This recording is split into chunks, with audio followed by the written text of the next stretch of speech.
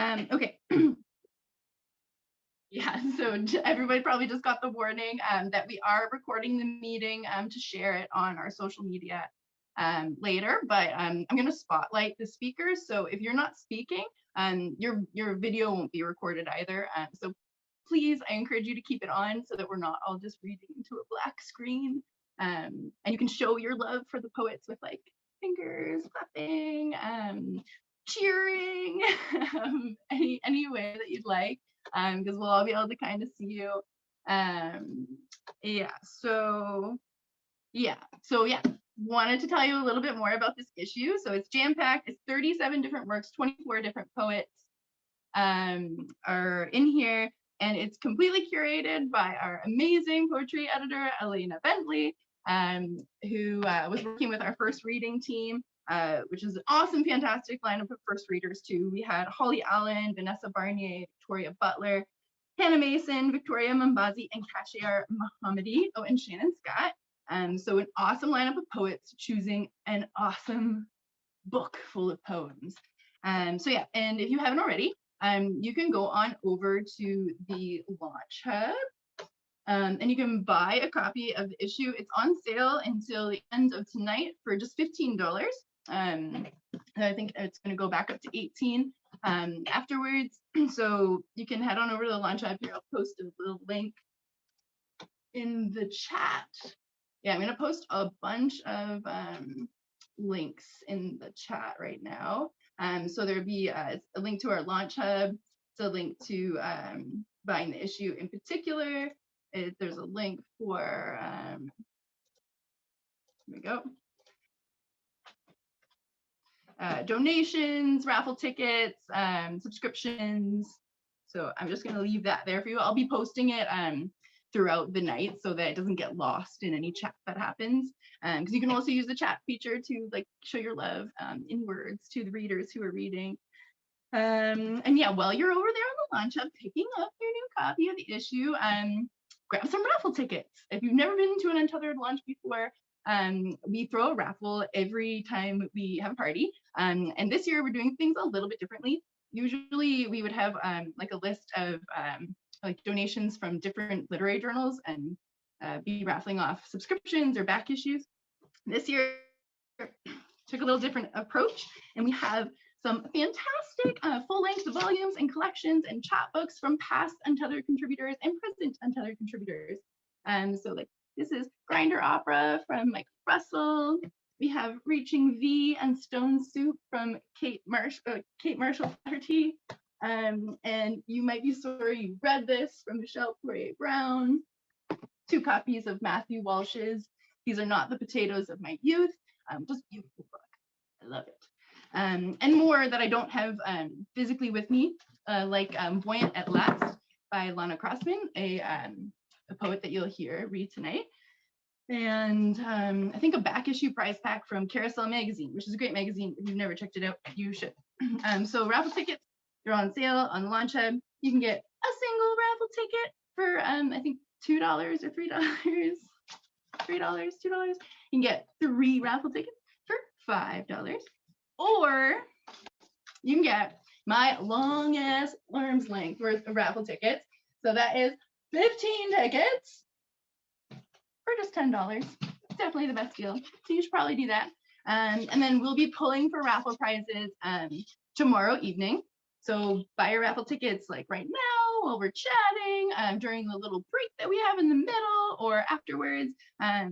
Yeah, just head on over there and grab all the things you want. What else? Also, yeah, I wanted to mention that, Untethered receives no external funding. We have never received funding.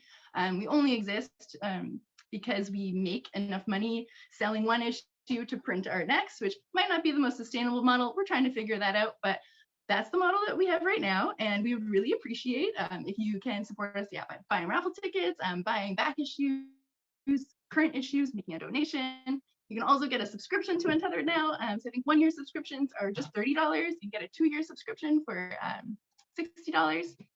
And yeah, you can get all of that in the links that I put on the chat. And then lastly, I know you came for readings. we're going to get there really soon. Is that if you happen to be in Toronto next week, Wednesday, June 15th, we're really excited that we're throwing our very first in-person party back. So that's going to be Wednesday, June 15th at the supermarket in Kensington from 7 until 10 p.m. And we have a lineup, I think, of 18 past untethered contributors spanning all 12 of the issues that we have put out over the 8 years that we've been in existence. It's like, oh my God, I can't believe it's been 8 years. Where does time go? So yeah, I'll that's also in the little paste part that I just put in the chat. So if you're interested in that, if you're going to be in Toronto, please come out. We'd love to see your faces in person. And you can find the link there, more information. Yes, so yeah, I think I already mentioned this, but just in case you weren't here, just like note on Zoom etiquette, which I'm sure you're all really familiar with by this point, is that please have your camera on so that we're not just reading into a blank screen, and you can use the chat function to show your love for the readers, and also your hands and, you know, making happy faces at the camera and things like that. Okay, so yeah, now I'm going to pass the reins off to Elena, who put this entire issue together, and we'll get the reading started.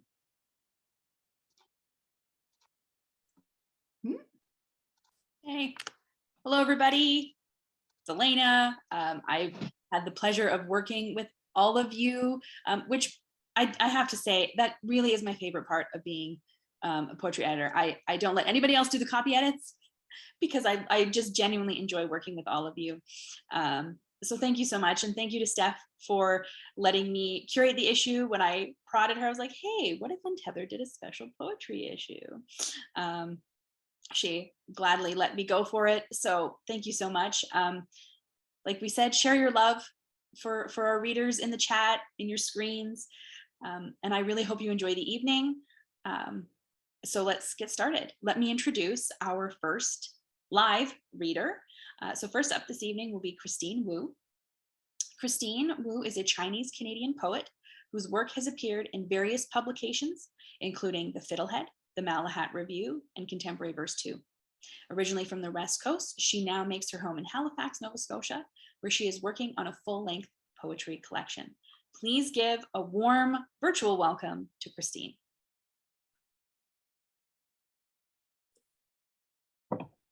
Thank you. Yeah, this issue is beautiful, and I'm so excited to be in it with a stellar lineup of poets. I hope that Untethered continues to do other poetry special issues. I'm like really cognizant of the number of speakers, so I'll keep it short and sweet. I'm gonna read two poems, a short one from this issue, and then another one that I have that's not in this issue. So this first poem is called How to Speak Home. Oak for house, okay, as in return home to the house, neither of which I know how to write or spell, where home would neatly nestle as a blank. House and home, I am missing the Chinese word for home, something I might have known and lost or never knew at all. Just the static of a long distance call, my mother asking, when will you find okay? Nothing but a plea to return to the house. Google Translate says the word for home is ka, a flicker, this word I once learned as family from my mother who only ever asked me to return to the house. And then this next poem that I'm going to read is from the collection I'm working on right now, which is a collection of poems on food and family and memory and race and identity. It's called The Taste Equivalent of a Glimpse. Gustatory wink, olfactory flicker, food flashback, a resuscitation of sorts. It rockets by, this blur ignites sleeping palates, lightning jolt just out of reach and not quite enough to awaken the full flavored dream, leaving behind a full-bodied craving. No words for this brief animal possession. Fleeting, frustrating, unannounced, swift knock on the door of nostalgia, ding-dong ditch at the mouth of memory. Thank you. And thank you, Elena, for being a very attentive copy editor and reader. And yeah. Thank you so much. No, but thank you, Christine. Your work is so gorgeous, and I'm so glad we got to feature 3 of your poems. So thank you for all of that. Our next reader on our virtual stage is Guy Elston. Guy Elston is a British language teacher and poet who lives in Toronto. His poetry has been included in The Moth, Anthropocene, Ink, Sweat and Tears, The Honest Ulsterman, and other journals on both sides of the Atlantic. You can find him on Twitter at Guy_Elston. Please welcome Guy. Okay, thank you, Eleanor. Appreciate that. Yeah, and really look forward to meeting anyone in person who is at the supermarket next week. I will be there. So I might do the same as Christine, try one that's in the issue first and then another. So this one is in issue 12. It's called Yours to Discover. 127 pizzas in the GTA. Iron rebars on the spit, lace-like. Downtown swimming disgusts some, but not city slickers. Lake tasters like me. Don't swim after a storm. 3 little birds sung by boomers while a tent city is dismantled and city animals make decent livings. Yuppie raccoons boss pigeon masses. Suburbs swell like tongued ulcers, and once you've seen one, you've seen one. Street fights correlate to heat. In our apartment, we study archaeology, uncover skeletons, class pre-impact, and all the things we said too soon. A jewel digit, a coin, a mosaic. I don't know you as well as I think. Okay. And then this one, yeah, this isn't in the issue, so let's try this one. This is called I Love Seinfeld in spite or even because of the laugh track.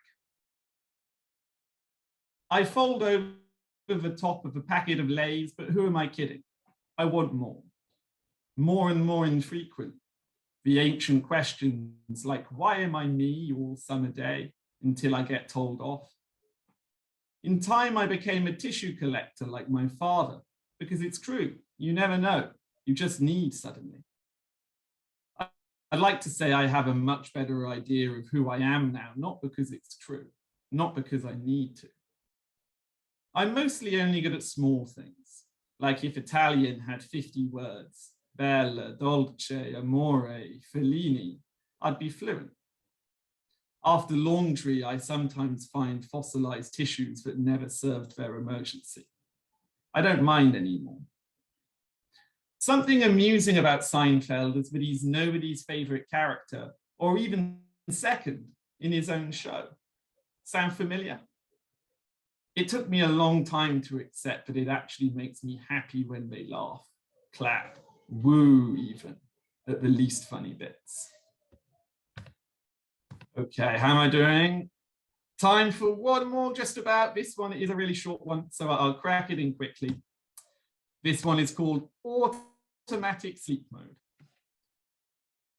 30 plus seasons of Napoleonic conflict, a feature-length 7th siege of Gibraltar, reality offerings like Great Alsatian border disputes, Cossack wives, pogrom hunters, close on the couch, come join.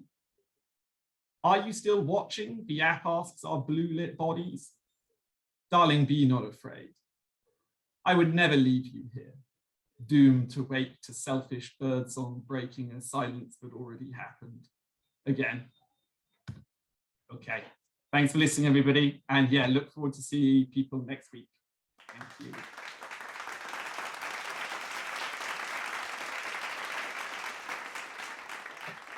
Thank you so much. Those are great poems. I'm so looking forward to meeting you in person next week and hearing you read more. Okay, so our next reader is Sheri Doyle. Sheri Doyle is a poet, writer, and editor who has worked in the publishing industry for the last 2 decades. Her work has appeared in magazines, newspapers, and book format through both trade and educational publishers. Sheri's poems have appeared most recently in the Antigonish Review and the Rhapsody Anthology. Her first chapbook is forthcoming with, I might mispronounce this, Vocamus Press, perhaps? And Sheri is our first pre-recorded reading of the night. So I'm just gonna give Elena maybe a second to get that. You're good, yeah? Hello everyone, I'm Sheri and I'm so happy to see my poems in the poetry special issue of Untethered alongside the work of such talented poets. I'm so mesmerized by the poems and the cover art. Thanks so much to Elena and Stephanie and everyone involved. I'm going to read 2 poems, A Dream and House Fire. A dream. My mother rides a bicycle backwards along the curb at Riverside Park. Running behind, I steady her seat with my hand. I'm doing it, she exclaims. You're doing it, good girl, I say, as if she is my child. Her smile is wide. I let her go. She cycles backwards, gaining momentum, as fast as a pinball toward a hole. The slope of the hill takes her all the way to the bottom and into the fast river, lights flashing on the surface. Lights flashing on the surface and into the fast river, all the way to the bottom, the slope of the hill takes her, as fast as a pinball toward a hole. Gaining momentum, she cycles backwards. I let her go. Her smile is wide. As if she is my child. You're doing it, good girl, I say. I'm doing it, she exclaims. I steady her seat with my hand, running behind. At Riverside Park, along the curb, rides a bicycle backwards. My mother, a dream.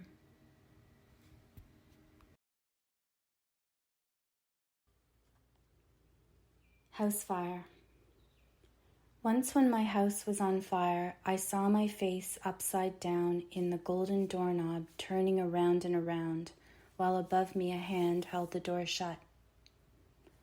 Later, in a showroom of alarm systems, locks, fireproof safes, doorknobs, a gallery of keyholes, again I saw my face, turning in the spin of a knob, the ghost fire shining behind my shoulder, and I could smell it, the distinct aura of a blaze that stayed in the aired-out house, lingering, an unwanted guest for weeks, then years, and it followed me still, not like a bonfire or candles blown out, not the phantom aerosols of a forest charred to the ground, not a burnt piece of toast or a badly burnt loaf, not the tang of 1,000 burnt loaves, but the pungent whiff of scorched sweat on bedsheets, the trail of soft morning steps, slippers toward the bookshelf, the singe of poetry pages, the infinite list on the refrigerator, all the luminous reasons to keep this thing going, the dense spice of our vinyl records, all our songs molten, the sting in the nostrils of the knitted blanket, azure, wrapped around us outside that one night up at Balsam Lake when a home was just the air around us. Thank you so much, Sheri. I just love a lot of those images. And especially in that house fire poem. Oh, wow. I feel like I remember telling her I could smell the fire. So our next reader will be Dawn Steiner. Dawn Steiner began writing poetry under the guidance of Stephanie Bolster. She has collaborated on 5 chapbooks, as well as a collection in book form called Oblique Strokes. She was the winner of ARC's Diane Brebner Prize in 2019. Her poems have appeared in Bywords, Inwords, Feral, Prairie Fire, and in the anthology Heartbeat. Please help us welcome Dawn to the virtual stage. I just wanted to add my voice to Jill's at the beginning and say a big thank you to Elena and everybody at Untethered for all the time and effort you put into this issue and into this launch. The poem I'm going to read is the first one I'm going to read is in the book. There are a couple of notes on the text, so I'm going to read these notes before I read the poem.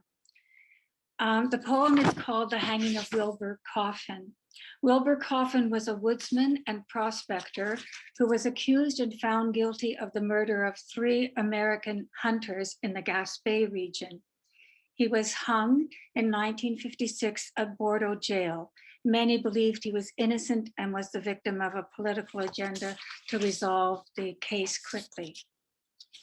Between 1914 and the end of capital punishment in 1960, more hangings were carried out in Bordeaux jail than in any other Canadian institute.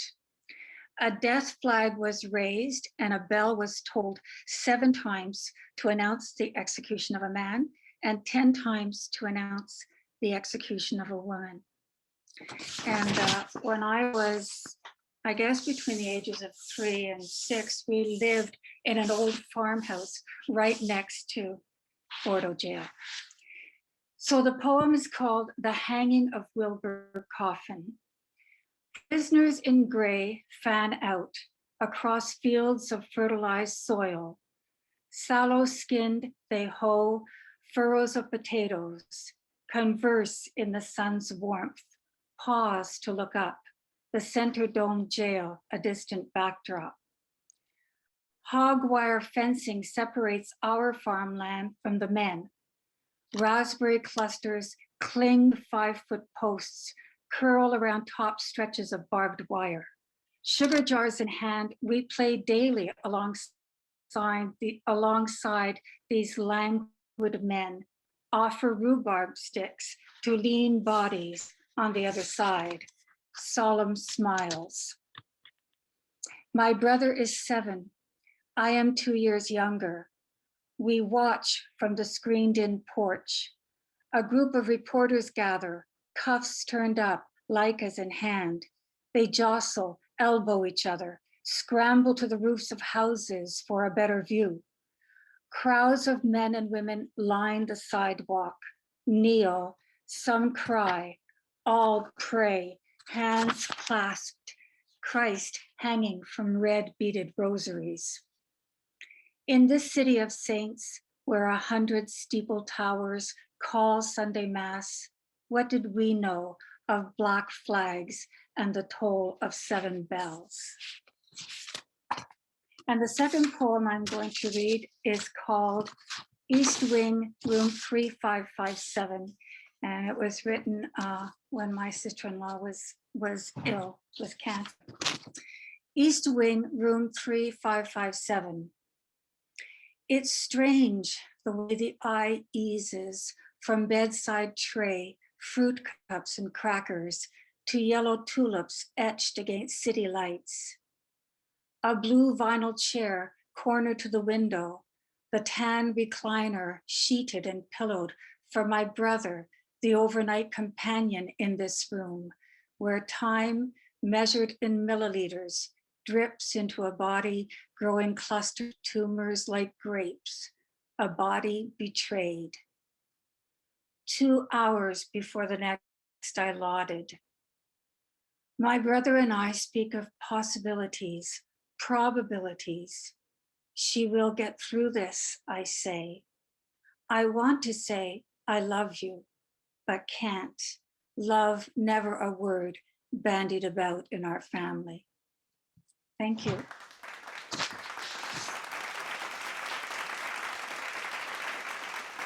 Thank you so much, Dawn.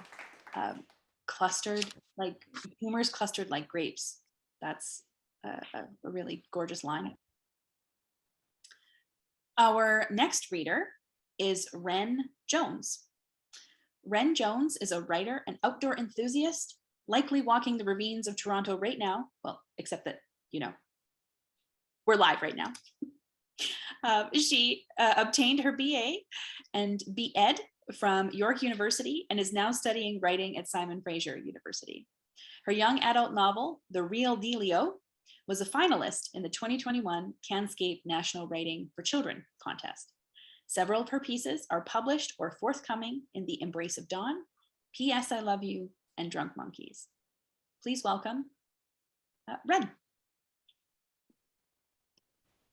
Thanks, everyone. And I will join in the chorus of thank yous to Elena and staff for the great support and the promotion of all things untethered in this issue. I will fess up that this is my first publication of one of my poems in a literary journal, so it's very exciting for me. And I can't imagine a better journal to have gotten to do this with. So thank you so much. I'm going to be reading one poem. It's a rather long poem. It's the poem that I have in the journal. And I'm looking forward to next Wednesday when I'll get the chance to read some more and hopefully meet some people. Circling. When a wolf shows up, musk oxen form a tight circle, all facing out, a phalanx of heads and horns, the helpless calves protected inside. At the smooth wooden dinner table, we 4 children are given a pork chop, rice, and 10 soggy green beans. Mother opens the fridge, smiles, and small clear bowls wiggle red. If you finish everything, a bowl of Jell-O for dessert. 3 girls and a boy face in, a flock of soft brown hair and pigtails, me, the youngest at 5, at the head. Under the table, my sister finds my foot, puts hers on top of mine, keeps it there most nights, circling. A lump forms in my throat as I look down at my plate. I can't chew the meat and the beans will make a ball. Mother, mouth closed, teeth barely showing, leans in close, sees me push my food around. You're going to eat that perfectly good food I made for you. I stab at the beans. She grabs my hand, shoves the fork into my mouth.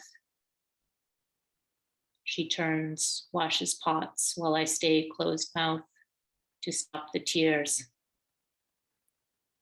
You're not having any dessert until that plate is empty.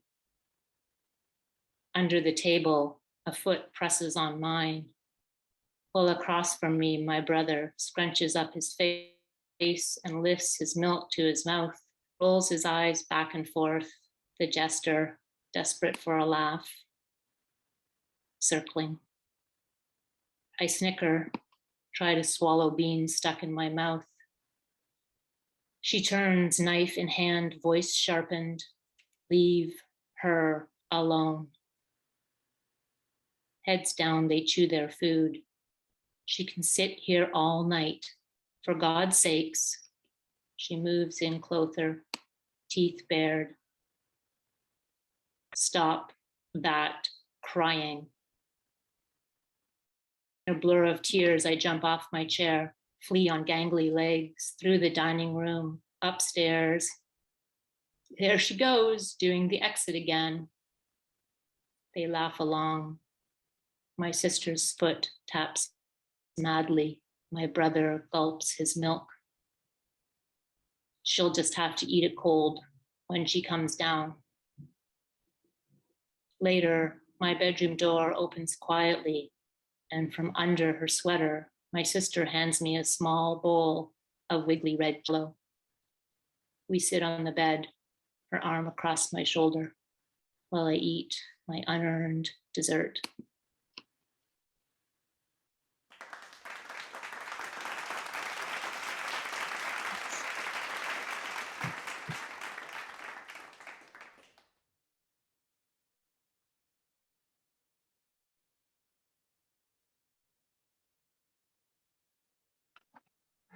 Whoa. That's an incredible poem. I'll be honest that I let kind of Elena totally do this issue.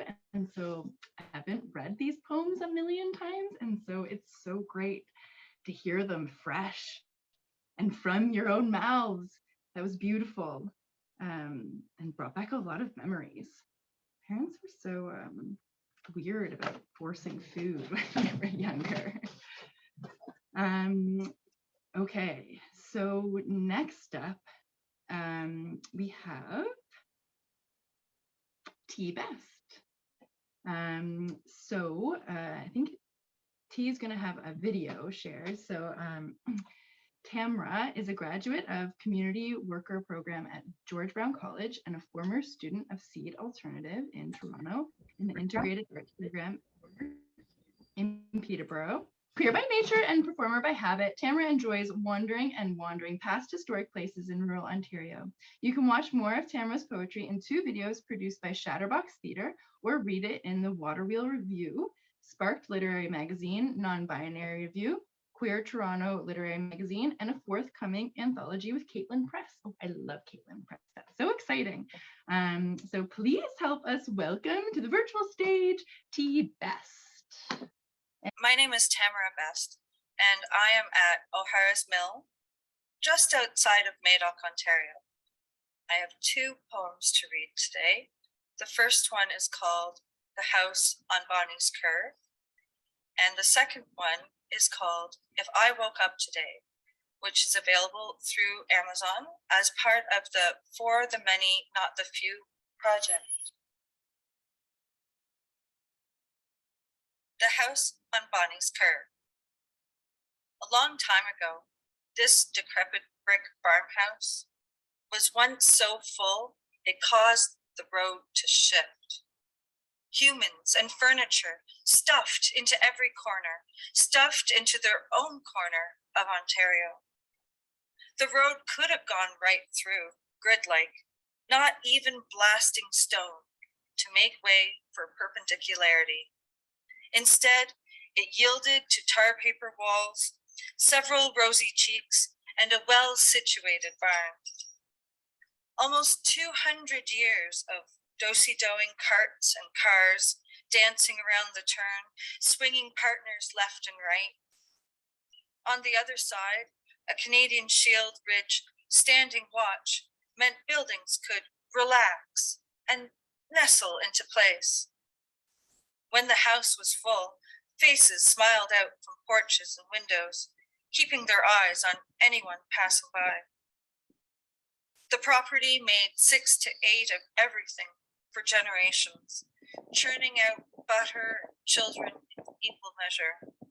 Seems they churned a bit too quickly, each one merely a temporary occupant.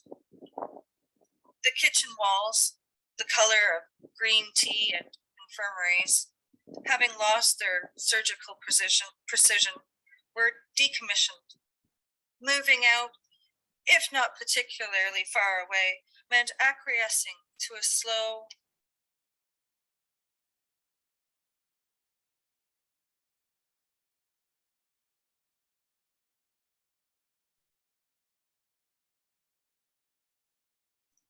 of the doors, long since crumbled by prevailing winds. This year, the north wall collapsed, having held on for several winters, impossibly. If I woke up. If I woke up at sunset today, I would have thought the world was on fire. I would look at the brassy, bold sky and stop to smell for smoke. Listen for the distinctive crackle of flames turning wood back into carbon. Brace myself in case I had to flee. Waking to this spectacle, the panic immediate and complete, I might have considered words emerging out of urgent care, the yellow candled surety of observation being the greatest fraud. My eyes are precious to me. I believe everything they see. The light of this crepuscular hour is unusually harsh and intensely focused. It has burnt through the edges, destroying small details. The solidity of form has been melted, and nothing seems to be real. Not even the sun itself, so red and swollen, a seething fire of something more than heat, glaring. It tries to correct me in my misjudgment, internal subterfuge being far more fearsome than any horizon-bursting demonstration. Today, our closest star illuminated the tops of the trees as it slowly disappeared, the rays hitting at just the right angle, bottom sunlit, the bare branches flaming, glowing, the reflection more than the substance itself.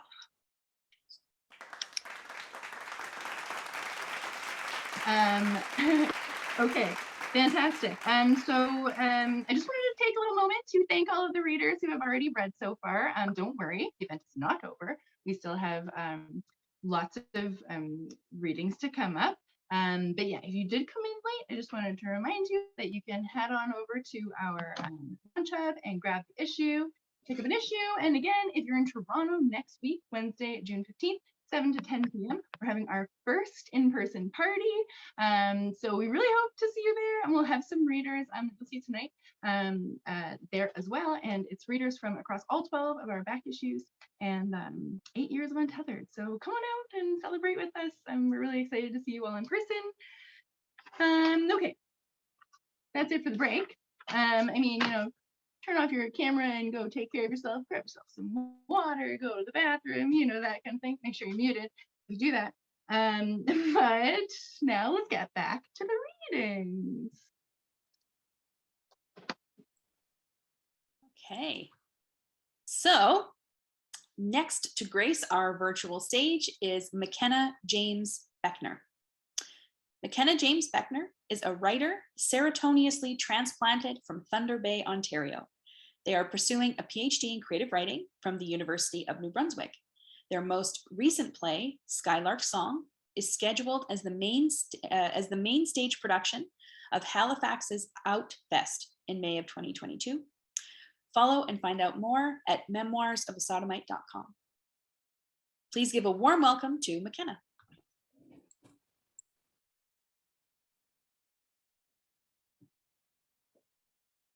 Study of a human abdomen, or my dysmorphic Adonic confessions.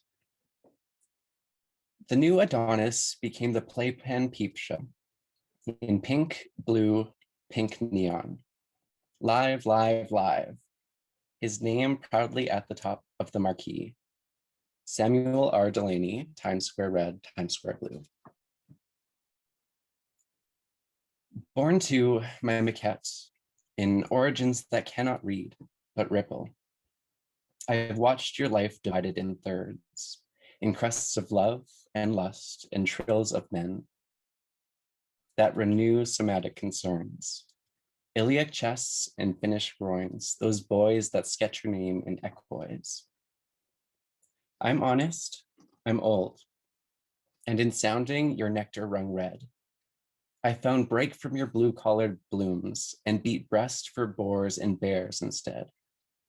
I've heard tell the new Adonis becomes a playpen for all sizes. But still, dysmorphic screams of you resign me new to stories slammed in bedroom doors and weekend nights of high school and health and glyceric blood and phallic fat, peering arrivals of hypogastric hang, of signing off from school days with stamped reminders to starve, and of hours lost in sweat to find how taut skin never grows back tight. Navels remain those stretched canals marked of missing pounds. 9 years, and I've learned the taste of bulimic junk in bed and prayed an end to peep shows of pink in blue folds, pink and neon. I too was conceived in boreal trees and dream of fingers deep. I too nailed down in delusive studs detected paraploy in ribs. Migratory nights are spent in breasted books of gender and roles, but neighborhood triggers, like men and streams let loose on grass for morning skates, still flood my lucid legacies of small town Ontarios, of little feet sprained tight by lace, of carrying home those cursives from Miss Keene on lethargy, of engaging child repertoire on diabetes and kinesiology, and healthier ways to lived. Born to my maquette, in origins that cannot read, but ripple. Please guard my quiet as disarmed, my history as weathered hands in -50, now like shivering bone, and speak my raised body as the village of sounds I hear. Study this Adonis belt, divided in thirds, of emptied chests, allergic stomachs, and knees riped with bruise.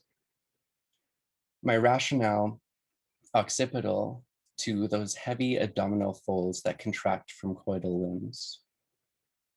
There is irony in retiring rights to the paramour of my failing vein, but in this votive seed I refract, let die this false nostalgic flesh and coalesce away from the legacies of your ever-present names proudly topping my marquees. Thank you.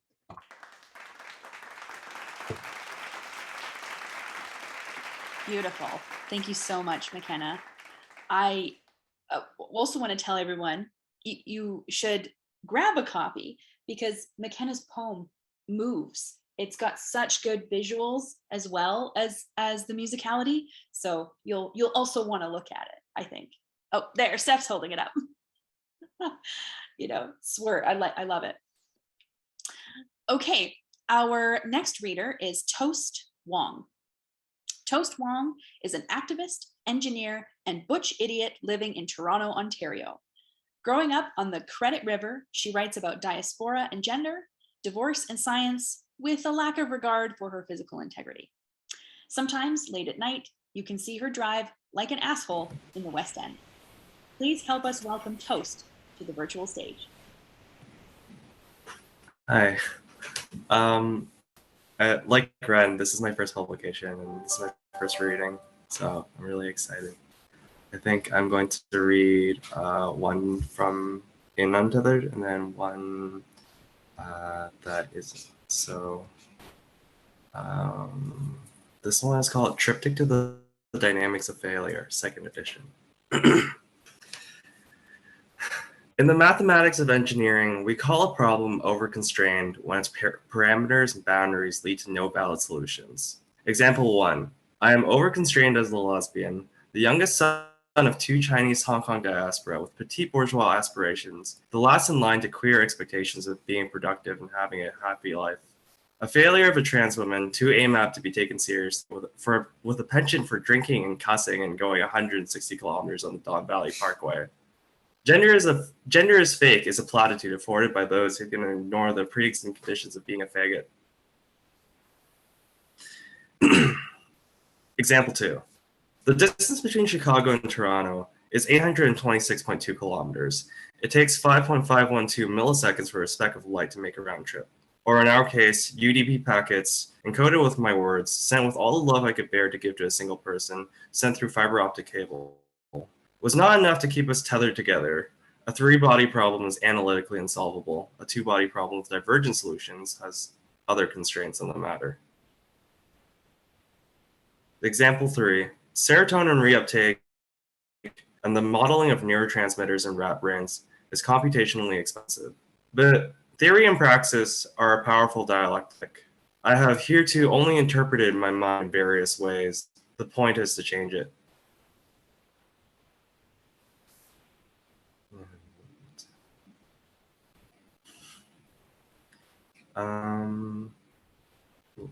One second. That's not the right one. This is a poem I wrote recently. It's called Home. I want a fresh pack of cigs, scratch tickets, a full tank of gas, cheap thrills at the Petrocan. I want to dance in the spotlight under these yellow X's, a captive audience of closed storefronts. I want the night to stay over. I want her to fall asleep on my chest so I can feel the crescent trough of her breath. I want to run my hands through the sky, shake out all the star stuff, count all the wishes I made on what falls out. I want to close my eyes.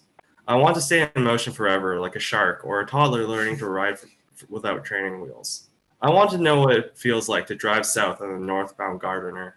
I want Lake Ontario to take me in her arms, fall into her like the bluffs will one day. I want to breathe water. I want it to taste like air. I want it to feel like home. Thank you.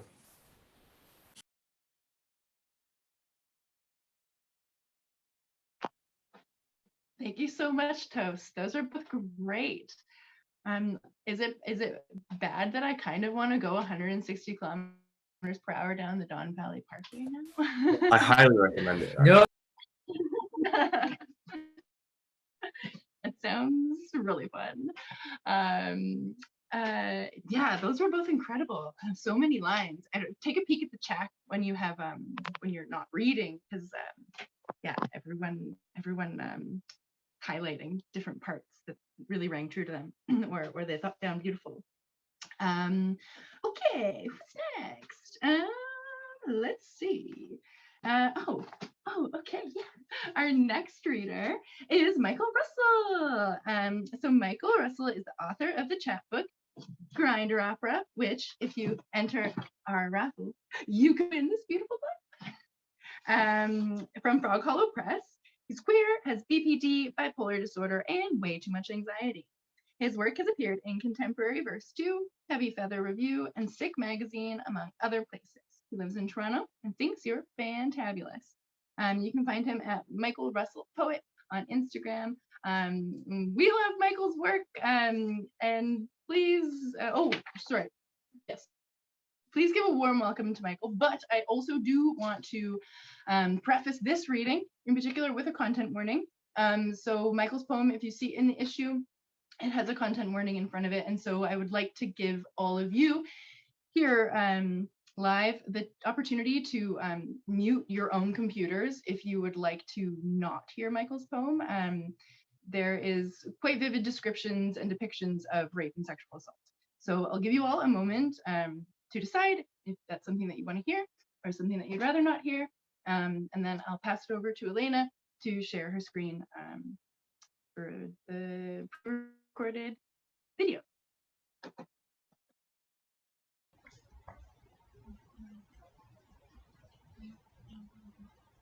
Hi, my name is Michael Russell. I'm going to read an excerpt from my poem, Hellfire. Content warning, sexual trauma. Hellfire. Tonight, I call my rapist back into the swamp tide of trauma body. Nightmare his bones with sewage screams trapped inside a bird bone music box. Mastermind. I bind your perfect catfish with pussy lips and a mouth lined with hooks. Mastermind. I bind you inside the hellfire of my trauma brain, inside the cauliflower wart clusters I scrubbed and scraped from my anus, inside the trash bags beneath sleepless eyes, the rattled hornet's nest swaddling my unwashed armpits. In dream time, I set fire to our house of urine-soaked sheets, razor blades and pretty boy throats. At night, I fatten myself with sticky, gooey words of your rape curse. Do you like how strong I am, boy? I drape the mirror in cotton, Pluck the glass shatter from the red-white carnations of my fists. Peekaboo, I see you, peeping through the biting shards. Do you like how strong I am, boy? All the belly rolls and double chins in this labyrinth belong to you. Rape king, rat king, jewel of 100-pound weight gain. For you, my throat, a torn rosebud, splintered asshole.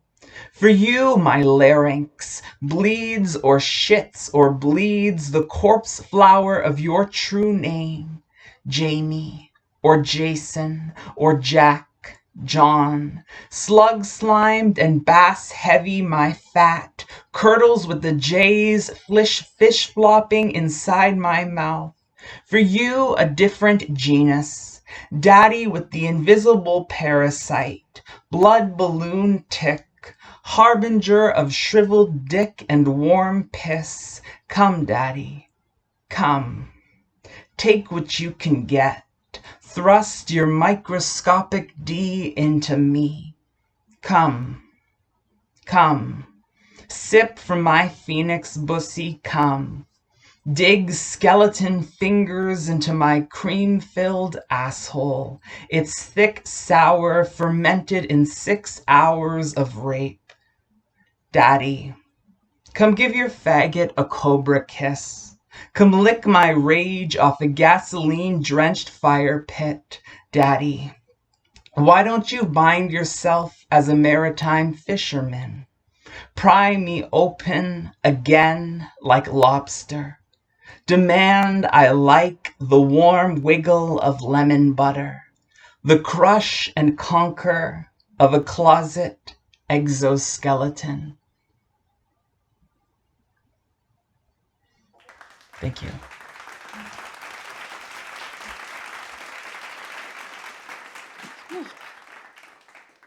Thank you so much, Michael, for sharing that poem with us. It's a difficult poem to read, but the language is beautiful. It's visually beautiful.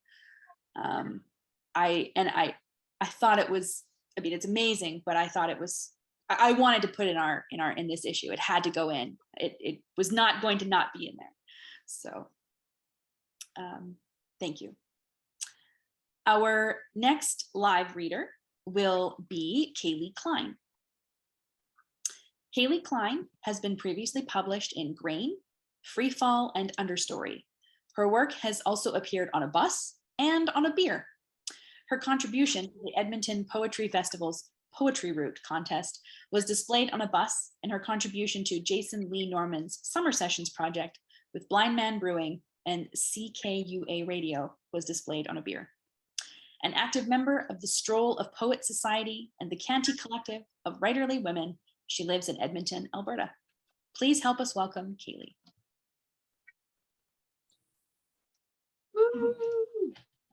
Hi, everyone. I was kind of humming and hawing which poems I was going to read, and I think I'll read both the ones that are in the issue, because it seems I was going to read Dinosaur Blessing for sure, and then it seems wrong to write a poem about Zoom, come to a Zoom reading, and not read it. So this first poem starts with a quote from the sci-fi author Ray Bradbury, talking about his friend Ray Harryhausen, who did just spectacular early work in animation and claymation, created films like Jason and the Argonauts and Sinbad, and of course, dinosaur movies. So the quote is, "We made a pact together. We said, we're going to grow old, but we'll never grow up. We're going to stay 18, 19 years old, and we're going to love dinosaurs forever." And here's my poem. May you be suspended between foreground, background, caught by late summer light, piercing through slits, 8mm memory, made into frames by the lines of shadow from the old playground's rotting boards above you. Someday they'll tear it all down after too many monkey bar leaps, too many fractures. May you remain here in this space before someday, where the sand is cool if you dig down far enough, or you can ask that boy which dinosaur he wants to be. A test, because you can judge how good a friend he'll be by how obscure a choice he makes. You won't be disappointed. He chooses Diplodocus. So you'll curl your arms into theropod arms and blink, stagger, roar the dynamation of the dead. The dark between the frames widens, but please be this version of yourself, which has not thrown back its head in some death pose, suspended in plaster, museum bound. Be this promise of dinosaur, less real, more true, motion making you a marvel. Be these sneaker-clad stomps, displacing sunlit sand forever, chasing a boy who is not, chasing the roar you've sent ahead.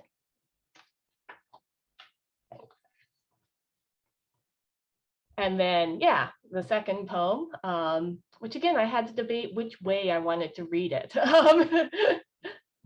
It's Zoom shaped and called Zoom. Your face rent into pixels, no different from your shadow on the cave wall. Just a slicker liar now, a captive, blasé about being this liquefied light poured through fiber optic cables, sucked up by my eyes and others' eyes. Your soul divvied into the herd, given no choice but belief in the lie of your closeness to me, my closeness to you. Each of us stars, boxed into photons, destined for exile into others' eyes. Makes it easy to forget we live as equations, complex enough. We twist past the frame to the back of the chalkboard. We keep going beyond this knotting of unseen threads of code and light, tying my eyes to you in benediction, only because faith happens to make sense today. Today, at least. Other days, I am so damn tired.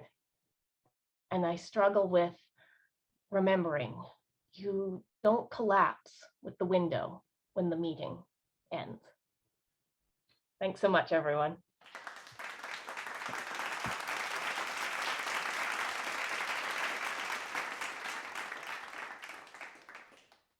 Thanks, Kayleigh. I have to echo Lana's statement in the chat. I loved that gallery view. It was perfect. And of course, we had to hear it tonight. So I'm glad you read it. Thank you. Okay, our next reader is Lauren Prousky. Lauren Prousky is a Kitchener-based play and research-based artist, writer, and curator, working primarily in sculpture, fibers, and zines. Lauren's work spans a variety of topics and generally consists of a fluctuating rotation of 3 to 5 projects. These currently include the aesthetics and linguistics of cultural Judaism, Sudoku puzzles as a type of generative art, and slime as a cultural phenomenon. Please help us welcome Lauren to the virtual stage.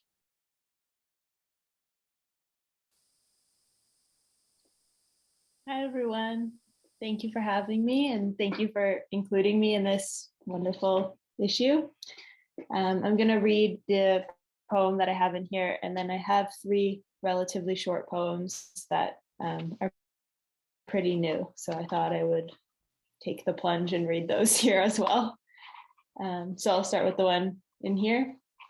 So it's called See Those 3 Stars Over There. Sometimes to procrastinate, I check my work email to see if anyone has yelled at me today, even though I've never been yelled at. Do people even yell anymore? Who yells? I've pre-ordered a cake for the day I get yelled at. It says, "It happened finally, and there will be balloons. And then I'll sleep the best sleep of my life because I'll be full of cake and I'll finally know who yells and at what." Is there anything a straight man loves more than pointing out the Big Dipper? At this point, does the Big Dipper even exist? I suspect not. Sometimes I dream of being a hot girl working at a mall kiosk. Sometimes I dream of buying stuff from a hot girl at a mall kiosk, and then we go on an adventure together around the mall, not worrying about the kiosk. At this point, do mall kiosks with hot girls even exist? I suspect not. Okay. And then the other poems not in the issue, they're all titled "What Comes Together to Make a Wave," which I'm involved in this sort of big performance project, and I had the opportunity to actually commission somebody else to write a poem, which is a very cool experience. So that was the prompt I gave them. And then afterwards I was like, shit, what if that's a really bad prompt? What if that's not conducive to good poetry? So I had to try and write poems about it to make sure. So here was my attempts at my own prompts that I gave someone else. So what comes together to make a wave? Your fingers are too big to fit snugly between mine, it seems. We can never get them down far enough. You press and yet hover. Someone's bones are in the way. I say don't touch me without intention. I'm not some ottoman to drop in on, and I appreciate your commitment to falling gently, resting downward, collapsing onto a fold in my skin. When we become water, I expect to fill containers, press into corners so snugly that they puncture, creating more corners to inhabit, and so on. Bones, what bones? I am only becoming water to touch you with each side of each molecule, each shard piercing what comes together to make a wave. And this is the next one. What comes together to make a wave? Should air move towards the surface, we'd have a bit of slippage, a bit of in-between, like a bubble, empty, held. Not everything can be flypaper. A wasp gets tricked by a sneaky orchid. A soft underbelly is where it sinks. Two lips part cinematically, curtains, of course. Should air move through a surface, it'd all move aside. No problem, really. How kind it all is, how willing to accommodate, how nothing is ever the same. And then last one in the series, what comes together to make a wave? Has anyone ever saturated their brush while the right person at the right time simultaneously together dunks a tea bag in water at 100 degrees? Oh no, wait, 98. Has anyone ever felt in the thick of it to the point that they crash and 96 fall under? Thank you.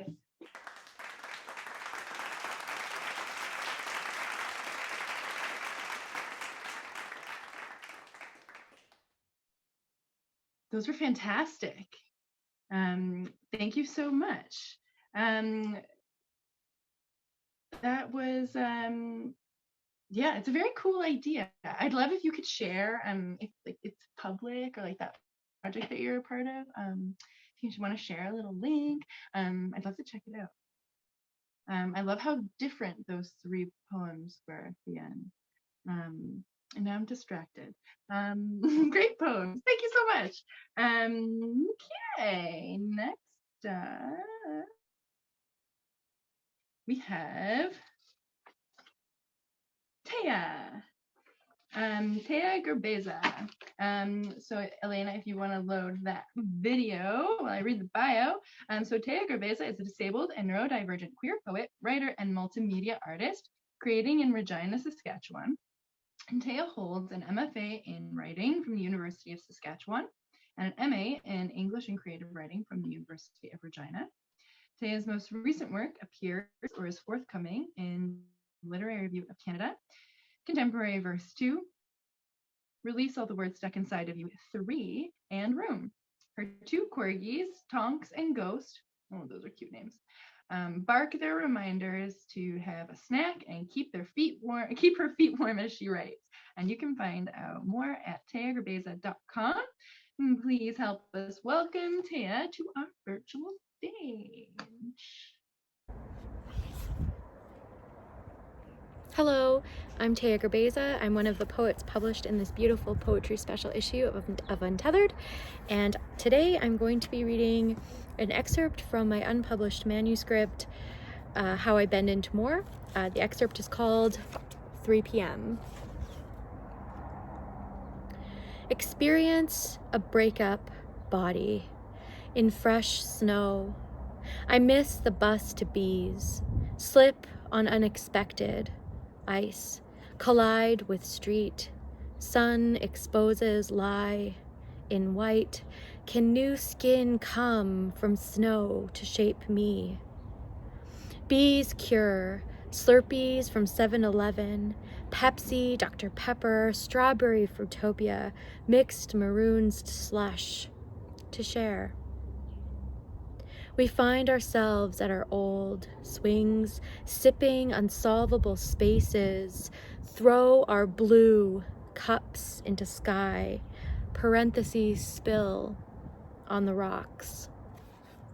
Thank you very much.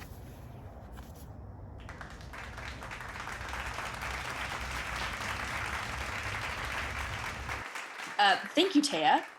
Although Taidgh's not with us, we'll give her a thank you very much. Taidgh's work is another very visual style, so I highly recommend that you pick up an issue. Okay, our next reader is Jill Michelle. Jill Michelle teaches at Valencia College in Orlando, Florida. Her latest poems appear or are forthcoming in DMQ Review, Please See Me, Delmarva Review, Coffee People, and Drunk Monkeys. Recent anthology credits include The Book of Bad Betties from Bad Betty Press in the United Kingdom, and Words from the Brink, Arachne Press Limited, also in the United Kingdom. To check out more of her work, visit bymichelle.com. Please help us welcome Jill to the virtual stage. Hi, thank you so much. I'm going to start with the poem from the book, speaking of shaped poems. If you want to know how the question mark poem is meant to be read, I'm about to make your dreams come true. And then after that, I'd like to share a poem from that first appeared in Prospectus Literary Magazine in the fall of 2021. This is a cool outlet from the States that is for those of us who don't have a full collection yet. And the experience was really good, so I highly recommend. Yeah, all right, so let's start with the marriage question. Pop it up here. The marriage question. Envision us now, two bodies, two paths, moving and choosing our own courses. So idiotic thinking two celestial bodied selves could collide, form some greater republic, a newer perfect planet, marriage. No, we still plot our orbits, parallel or juxtaposed, hedge the ecliptic moments when the gravity of one pulls too close, threatens to end this planetary dance. Each day we choose, because no one really knows how love happens or how it should go. All right. So then I want to throw a content warning here. It is not graphic, but this next poem I like to read when invited to read poems because I feel like it's a good public service announcement, making people aware to be super respectful for loved ones and friends who have experienced a violation of his, her, or their consent.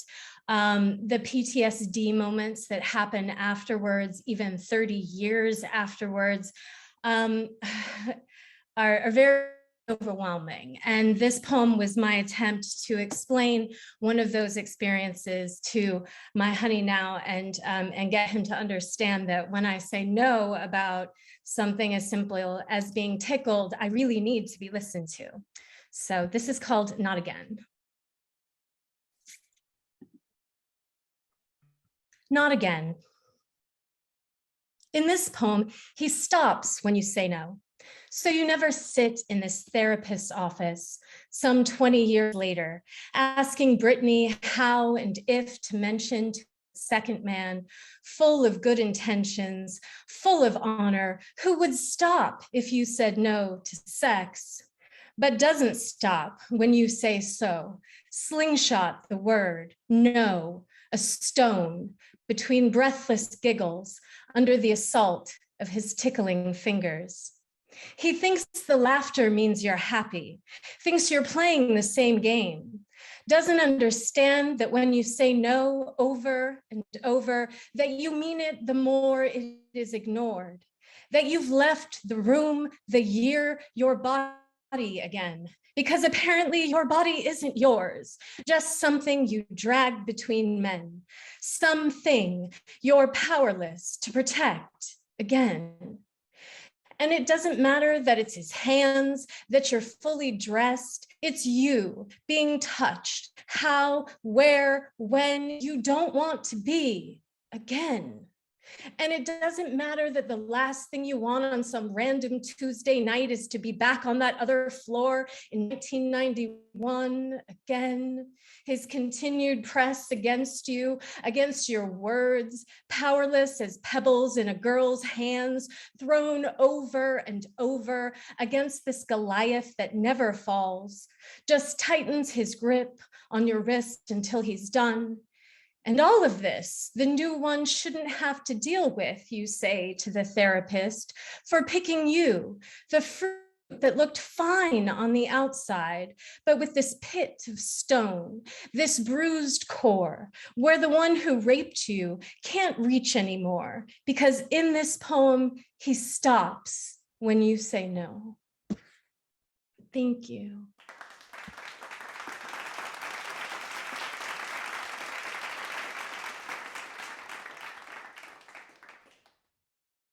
Thank you so much, Jill, for sharing those poems with us. I really appreciate the second one for sure. Like you say, it's a good PSA. And of course, to the other poem, I love the shape. And I again echo everybody wanting to know, do you read it this way? Do you read it this way? So thank you so much. Our next reader is Vera Hadzic. Vera Hadzic is a writer from Ottawa, Ontario, and is currently studying English and history at the University of Ottawa. Recently, her work has appeared in Manola Review, Hexagon Magazine, Idle Inc., OK Donkey Magazine, and elsewhere. She can be found at on Twitter at Hadzic Vera, or through her website, www.verahadzic.com. Please welcome Vera. Hi, thank you so much. Thank you so much, Lana and Untethered, for having me here. And thank you to everyone who has read amazing poems already and who is going to read. It's been a really great night. So yeah, I too will read two poems, one from the issue, one not from the issue. I see we all had the same idea. So first I'm going to start off with Small Lizard Cathedral. This poem is after Building 16s by Charles North. Donut-colored light in the cathedral. The nuns have hard knees and good spelling, and counting buildings in the convent is grosser than spending their time fading. A list of principal products, butter, oil, rosaries, pig farming, is in the abbess's office, which is bricked with brainwaves, spears of spines and rows, between centuries, between bursting, between rock to the boil, between prayers, between apartment building, convent unrest, the first to rise and first to feel quarters between the knuckles. At sun up, execute those spit dreams. At sun settling, celebrate those who dream. And in a grove of gray cells, transplant small slivers of unresolved happiness, a unit spun on behalf of God or whoever, dark and full of geckos.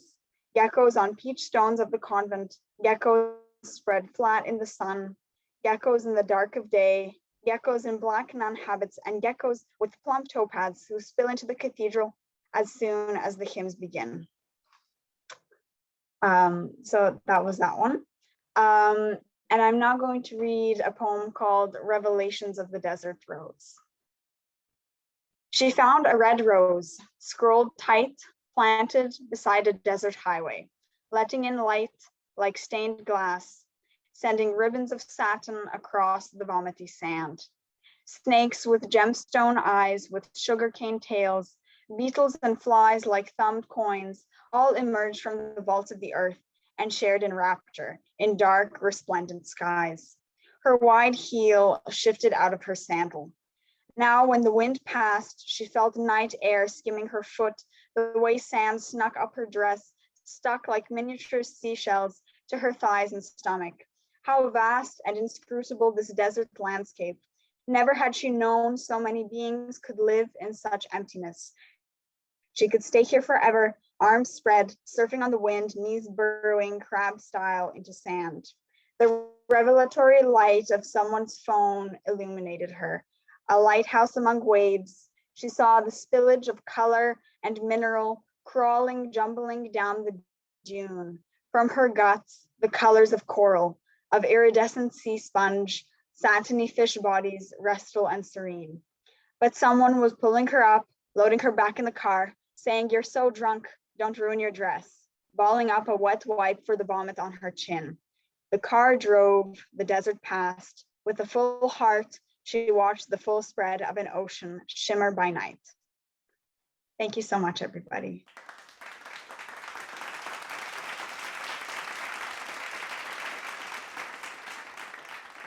Thank you so much for that, Vera. Yeah, I'm again, I'm kind of lost in your guys' poems again. That was great. I'm just repeating lines over and over in my head. Sorry, you guys might see me coughing on the screen. I don't have COVID. I do have a cold, but it's not COVID. So thanks for bearing with me in my rough voice.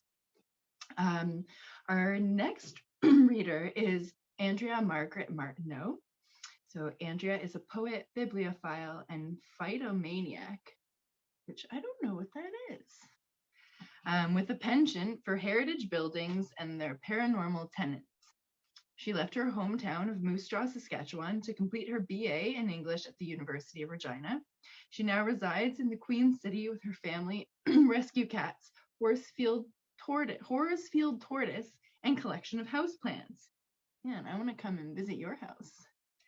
Her poetry has previously been published in Blank Spaces, Space, Fig Root Press, and Freshwater Literary Journal.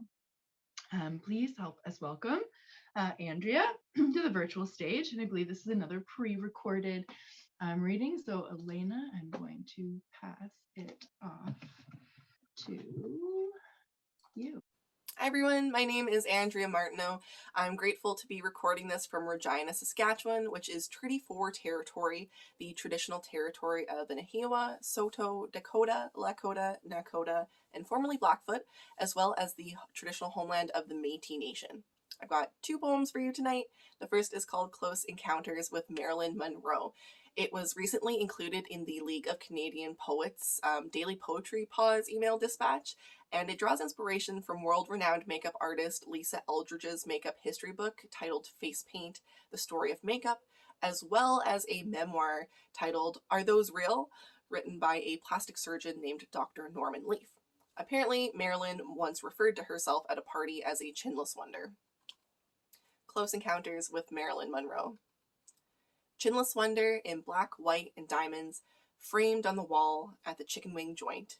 Shoulders curved forward, breasts about to spill, head tossed back in a carefully carefree laugh. Chinless wonder on my 2009 Facebook feed, white one-piece blonde wreath of keratin writhing on the beach, brows arched up to widen, the face, the backdrop, for a meme with a poorly chosen font, Real men love natural curves, only dogs love bones. Chinless wonder, on a true crime pod to ponder. Dead because you were used, or because you were so used. Kate and I ruminate over the truth, driving over the tracks, skirting the summer town, the glow of Wikipedia on an iPhone, a lighthouse beacon atop a canola ocean. Chinless wonder is 2013, and your medical records, guarded by Gurdon, are available for purchasing. Marilyn Miller, Joan Newman, bovine graft, fractured nose, 1 stitch under the chin. Chinless wonder, was it your call, a fall, the psychiatrist, your publicist? Is it bad I'm relieved? The revelation of your tweakments saved me from a feat of God-given beauty I cannot compete with. Did the scalpel liberate or dominate? Chinless wonder, I do wonder. And finally, this is my poem that you can find in this edition of Untethered. It is titled Stepmother's Day. Stepmother's Day. Maculinea alcon butterflies plummet to earth as caterpillars, picked up by Danish ants who murmur, there, there. Back to the nest, the ants raise them as their own, so Netflix says. A British narrator croons, the ants have been deceived, the ants have been deceived. They cater to the caterpillars, do not realize they are not their own. You giggle, the silly ants can't tell the difference. Perhaps their ignorance is intentional. In our backyard, ant colonies inhabit the patio. Perimeter crews over your chalk portraits. Red, throbbing veins crawl into our basement through cracked foundation. Around kitty litter containers, your kitten squishes them beneath her hairy toes. I can't bring myself to kill them. Into the yard on weekends, your grandma sneaks, slaughters them with foam, other treacherous methods. We clean the windows in spring. I follow behind you, scrubbing tall spots you can't reach. You spray the ants with Windex, assure me, Mom, I've slowed, squirt. Them down, squirt. They, squirt. We'll die soon, squirt. I can't bring myself to kill them. I sit crow pose on the deck steps, scribble out a poem, teeter toes on edge, knees bent by nose. Your dad, home to start supper, cereal kills with each step. I think, stomp, I'm going, stomp, to make, stomp, the salmon. I wince. Eat supper on the deck. Ants waltz across my tanned arms, little specks of red, indecipherable from cherry angiomas. I plant raspberries along the fence line. The colony hurtles over my shoes in single file, consumes everything in sight, swept up in their existence, leaves nothing unscathed. Except for me. We both raise caterpillars. Thank you. Have a great night, everyone. Wonderful. Thank you so much, Andrea. And again, my apologies for the little blip at the beginning. I loved the cherry angiomas. I love that line. Again, grab a copy of the issue. Our next reader will be Lana Crossman. Lana Crossman grew up in rural New Brunswick and now lives in Ottawa, Ontario. Her debut chapbook, Buoyant at Last, will be published by Rose Garden Press in the fall of 2022.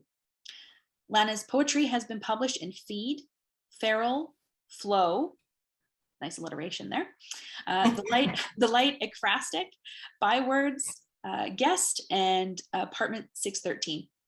She won Carleton University's Lillian I. Found Award for Poetry in 2020 and was on the shortlist for the John Newlove Poetry Award in 2018. Please help us welcome Lana to the virtual stage.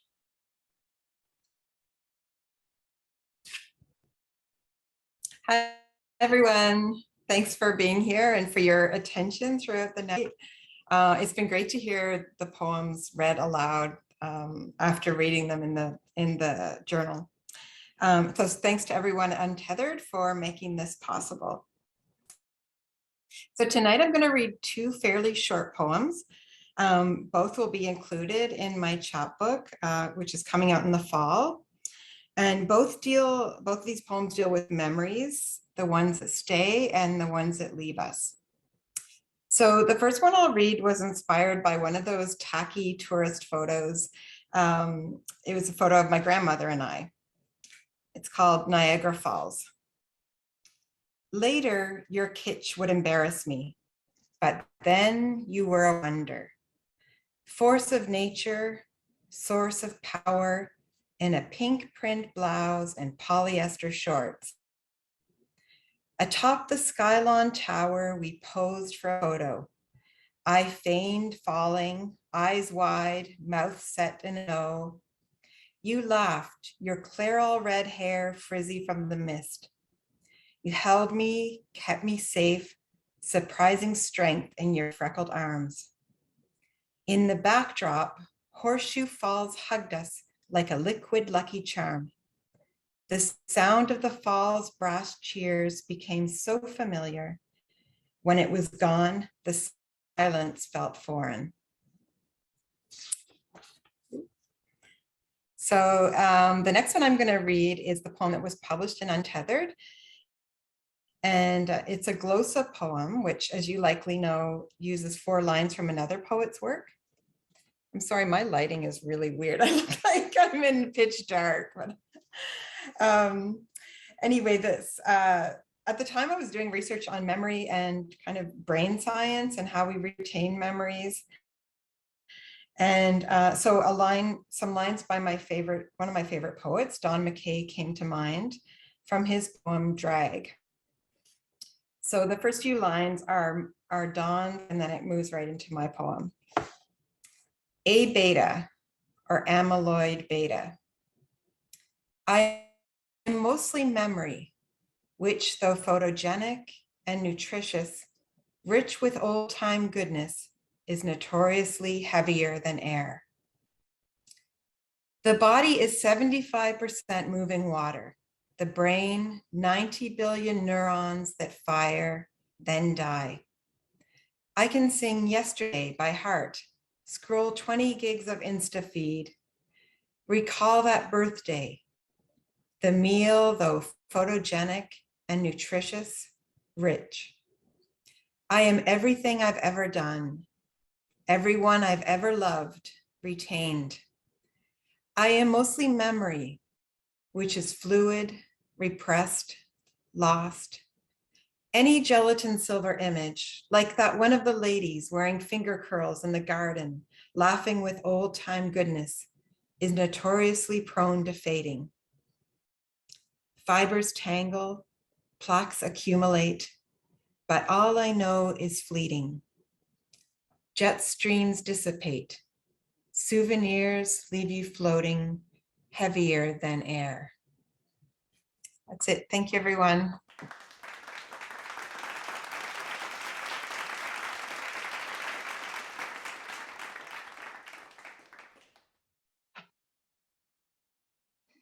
Thank you so much, Lana. Those are both beautiful. I'm really excited about your chapbook. And again, it's called Buoyant at Last, and I think it's going to be out this fall. Maybe you can correct me if I'm wrong in the chat.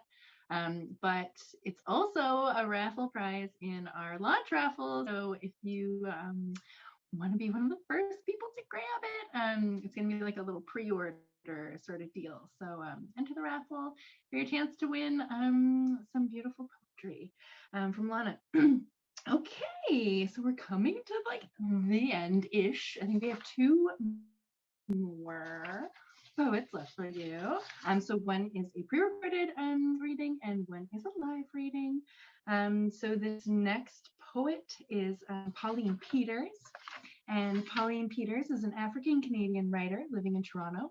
She has been published in Canadian literature, the Antigonish Review, Room, the Fiddlehead, the Windsor Review, the Nashwauk Review, the Literary Review of Canada, and Blank Spaces. She was shortlisted for the Gwendolyn McEwen Poetry Competition sponsored by Exile Quarterly, and her chapbook, The Salted Woman, was published last year by the British publisher Hadzic Press. And if you can all help me welcome Pauline to our virtual stage. Hi, my name is Pauline Peters, and the name of my poem is All the Small Magics. All the Small Magics. I first spoke to her back when the world was small enough for us all to know each other on a first-name basis.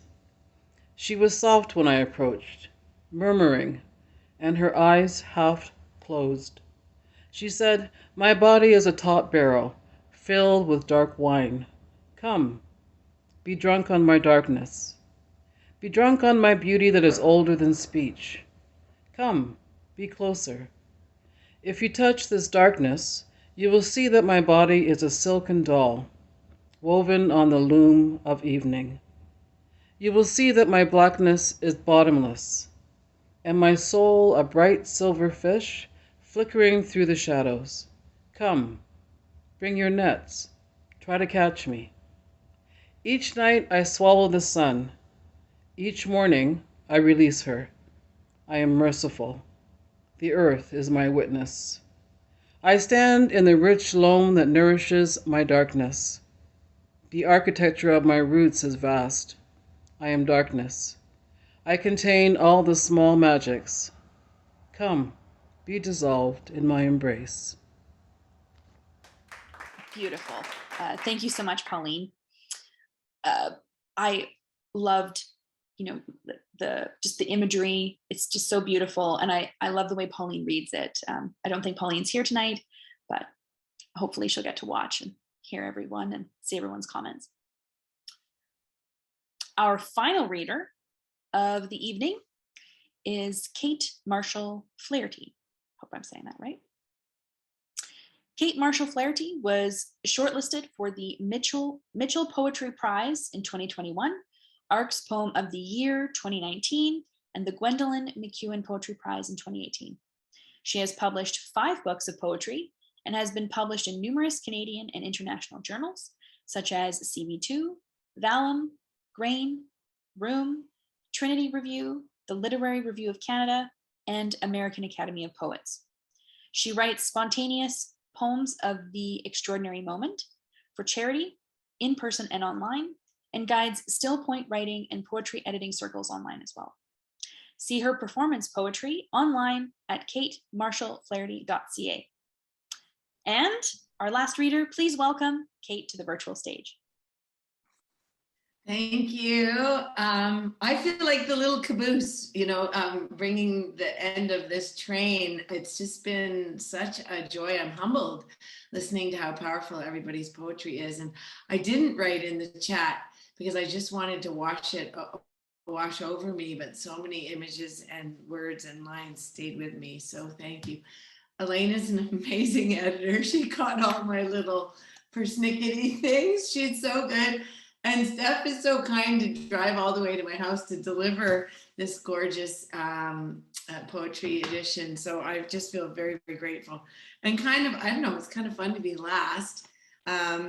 Just to kind of, I guess to say woohoo for an amazing night of poetry.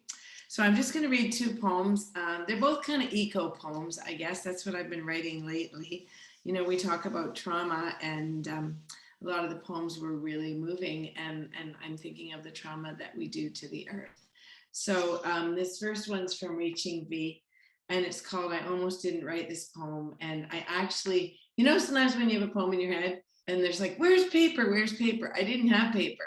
So I had to actually write the poem on a parking ticket. So the parking ticket made it into the poem. Anyway, I almost didn't write this poem.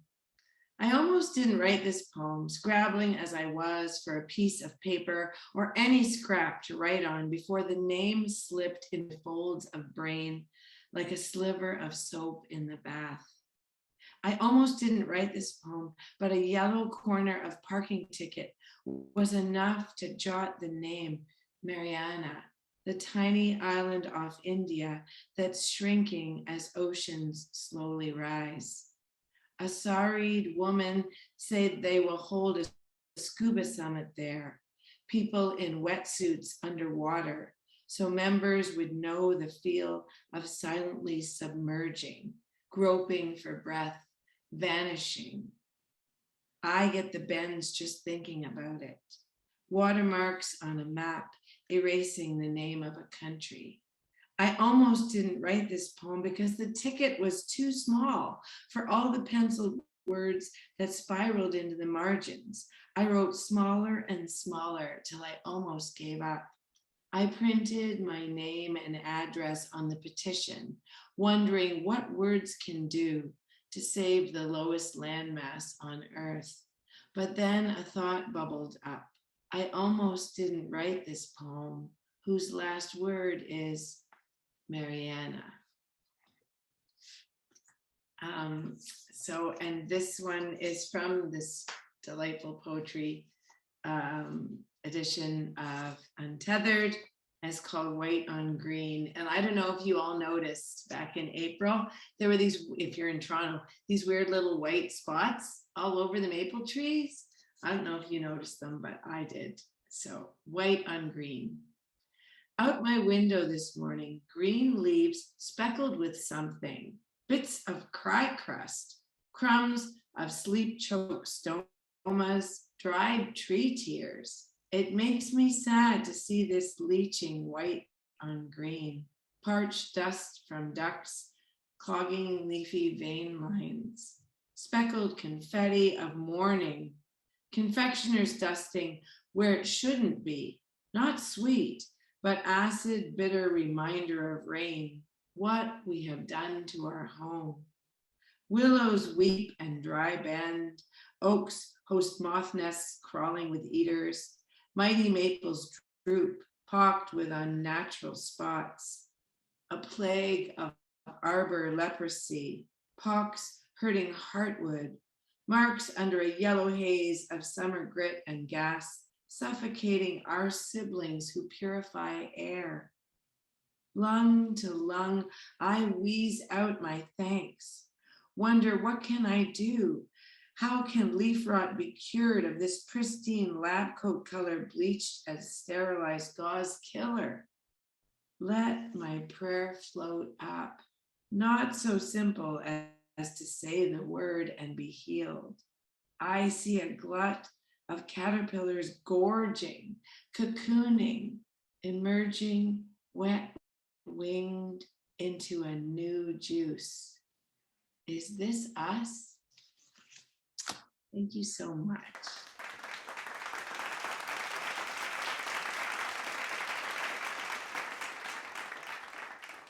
Gorgeous. Thank you so much, Kate, for reading your poems, for concluding the reading tonight, concluding the issue. I loved, it seemed like the perfect way to end the issue. You know, is this us? All these strange beings in between on this strange planet.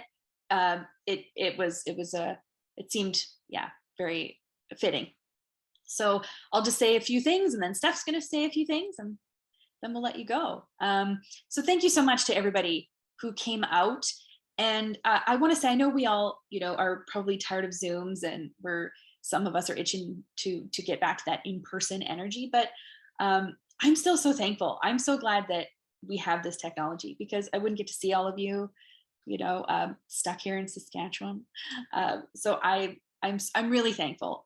It's just beautiful to hear you all. Thank you to our readers, and for working with me on your poems, for trusting me with your work, for taking my suggestions, which still always boggles my mind. Why are you listening to me?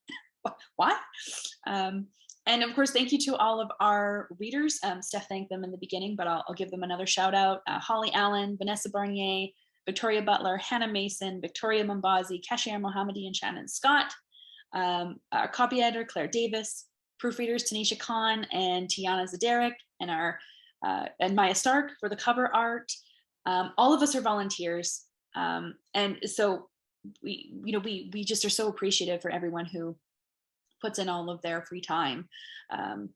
And of course, special shout out to Stephanie for everything that she does for Untethered and has done for Untethered over the past 8 years. And to all the publications, all the people who donated their work to our raffle. Thank you. Thank you so much. And don't forget, we figured out that we're recording. We'll do some editing, I think, and post it. And so you can share it to all your family, your supporters, your friends, so they can rewatch it. Thank you. Now to Steph. Yes, thank you all so much for being here. I mean, thank you most to all the contributors and the readers tonight, because like I always say this at every launch, that like we wouldn't exist if it weren't for you, because there would be no book if there was no pieces. So we really are in total debt to all of you. So yeah, thank you so much for thinking of us, submitting your work, working with us. Patience while we went through the whole process, got you your books. Thank you for everyone who stuck around the whole launch. We were a little nervous. Our last launch went by really, really quickly. We were figuring it out. So I feel like this one went a lot smoother. So thank you for bearing with us for our technical issues. And yeah, just a huge shout out to Elena, phenomenal editor that she is. She's also yeah, my untethered co-partner.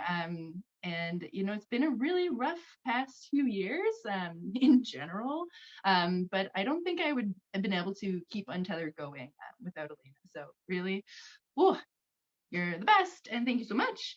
And just a last reminder, I know you're probably really sick of me talking about it, but if you haven't already ordered your issue, you can do so. I'm gonna paste the links back in there again in the chat, so they're there. So check out our launch hub. You can get your issue. You can buy your raffle tickets. Now I'll give you a hint. At these virtual launches, at our in-person launches, we sell so many raffle tickets. It's incredible. But at these virtual launches, not a ton of people buy raffle tickets. So if you buy raffle tickets, you will probably win a prize. So spend $10 over on our website and get a book. And again, yeah, we have, I think I forgot to mention that one of our gift packs is Conyer Clayton's We Shed Our Skin Like Dynamite, and then also their book that's just coming out, but the Waves and the Fish, I'm gonna butcher the title, it's quite long, but yeah, it's fantastic. So yeah, we have Grinder Opera from Michael Russell, who heard read tonight. We have These Are Not the Potatoes from My Youth from Matthew Walsh, past untethered contributor. You Might Be Sorry You Read This from Michelle Poirier Brown, who's here right now in the chat. And we have where did they go? Stone Soup and Reaching V from Kate. And you actually just heard Kate read one of those poems from this one here. It's fantastic. And then also a pre-order of Lana Crossman's Buoyant at Last and a Carousel magazine back to prize pack. And if enough people buy raffle tickets, I'll also throw in an Untethered subscription in the mix there. So please buy raffle tickets, help us do what we do. We couldn't do this without you, really couldn't. And again, next Wednesday, total week from today, 7 p.m., we're going to be having our first live in-person party at the supermarket. And we really hope that if you are in traveling distance to Toronto or in Toronto, that you'll come out so we can see your lovely faces. Yeah, oh, and I wanted to tell you who's going to be reading. So at that event next week, we will have past and other contributors Josh Edgar, Carol Harvey Stetsky, Kasher Mahamudi, Diana Manole, Karen Mulholland, Christine Tran, Michael Russell, Trevor Abbas, Fran Westwood, Lana Crossman, Guy Elston, Ellen Chang Richardson, Andre Babin, Vanessa Barnier, Rasika Revolva, Wren Jones, Jason Paradiso, Andrew Simpson, and Holly Gatterty. Like, how can you not come out for that amazing lineup? It's gonna be so much fun. I'm like so pumped already. Anyways, yes, thank you all so much for being here. Again, I'll say we can't do this without you. And I hope you all have a really great rest of your night. Thank you. Good night. Thank you. Bye, everybody. Mute yourselves in chat now if you'd like. Thank you, Steph. Thank you, everyone. Bye. Bye-bye. Bye, everyone.